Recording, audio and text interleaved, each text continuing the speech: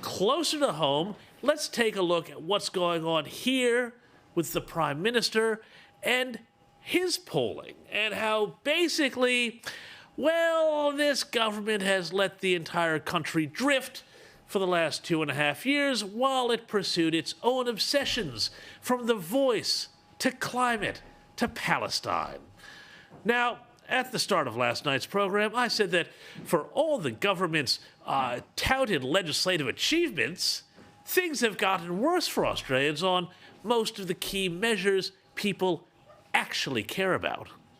And then, about half an hour after I said that, as I was speaking to Jacinta Price, a new news poll dropped, revealing that the numbers were a two-party preferred basis, 51-49 to the coalition. Boom. Well, Anthony Albanese tried his best not to look too rattled about this today. I'm very focused on continuing to lead a majority government. My government has a record that we're very proud of, a record that's cut inflation in half. Yeah, okay, sure, he can say that now, but remember this from earlier this year. We're ahead. We haven't lost, to go back to Nemesis, we haven't lost a news poll since I've been Prime Minister. Yeah, well, what a difference 6 or 8 months makes, because it's funny, as he was talking about the ABC program about the Liberals called Nemesis, in the process there, he committed a great act of hubris. And I won't be the first one to tell you that in saying those words, he made a rod for his own proverbial back. And it was only natural things would catch up to him. Look, let's take a look at where we are now as a nation since Anthony Albanese's Labour government took power. Prices have gone up by 10% since Labour took office. And diving down into the numbers, it's really a horror show. Food is up by 11%, housing up by 15%, rent by 15%, electricity up by 22%, gas by 25%. Where's your $275 power bill cut, by the way? Healthcare up by 11%, education costs up 11%, financial and insurance costs 17%. At the same time, population has soared while housing construction and approval starts have plummeted, worsening a housing crisis, particularly for our kids and grandkids. Interest rates, of course, are up, smashing mortgage holders.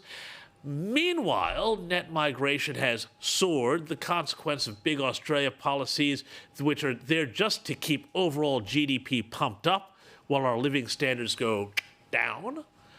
And, of course, there's the whole question of social cohesion, which has also plummeted under Albanese's watch. People have been allowed to wave flags for Hezbollah because Labour can no longer take a strong stance in favor of Israel and really properly call out the ugly virus of anti-Semitism that has suddenly, depressingly reemerged from the shadows. People, frankly, are pissed. To be more accurate, they're pissed off, because they can't afford to get pissed anymore because our alcohol taxes are among the highest in the world this side of Saudi Arabia. But there was actually, if you can believe it, worse news for the government today. And if you picked up the News Corp tabloids, you will have seen this. Labour faces backlash over housing affordability crisis as concerns mount over falling standards of living.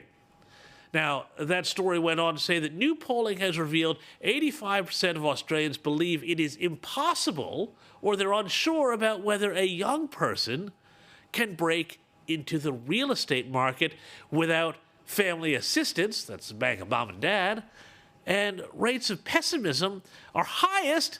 Here's the real nub of this. Those rates of pessimism are highest in electorates held by Labour.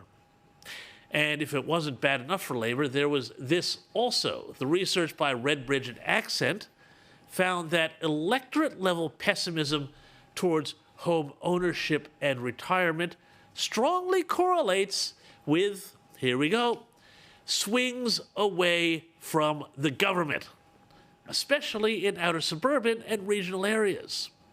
Electorates with high levels of economic pessimism include those held by key Labour frontbenchers. We're talking about here Home Affairs Minister Tony Burke in Watson, Industry Minister Ed Husic in Chifley, and Education Minister Jason Clare in Blaxland, all of which are in Western Sydney.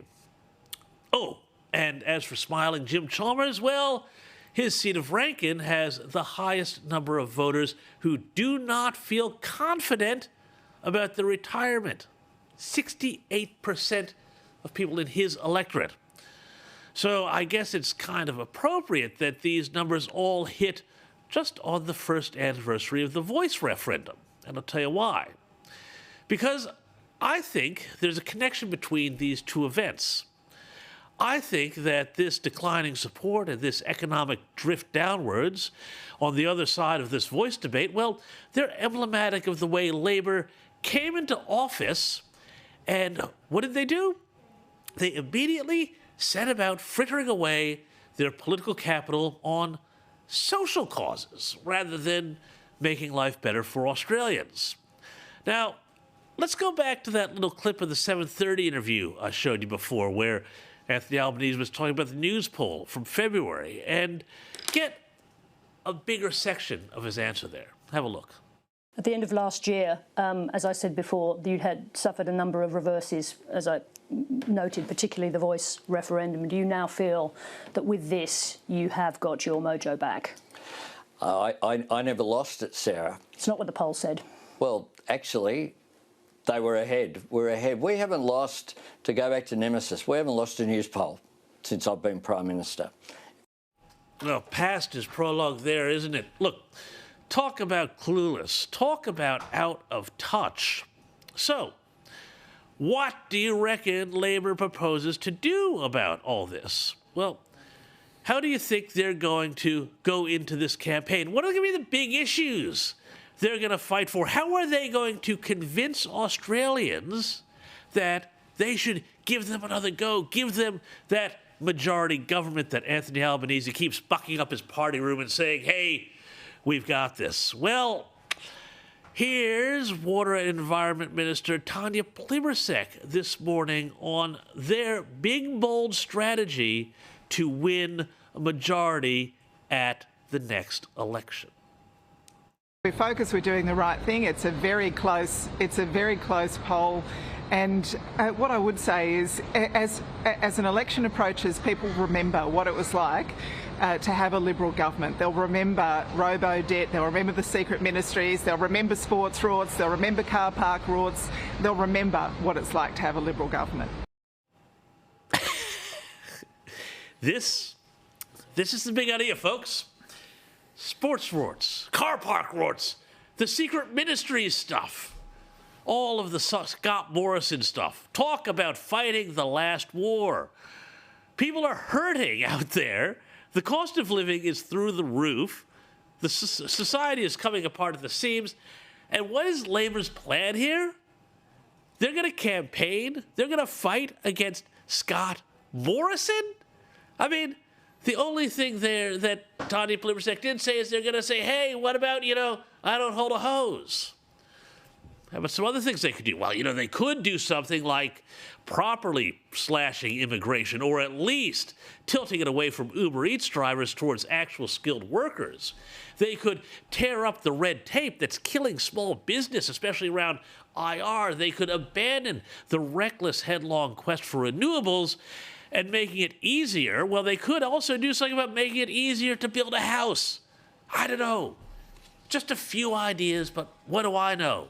They're going to go with sports rorts. They're going to go with I didn't hold a hose. They're going to go with fighting Scott Morrison. Okay, good luck to you guys. And, that's what they're going to do if Tanya Plibersek has anything to go by. Yeah, I'm sure that's going to work. Anyway, what are you going to do?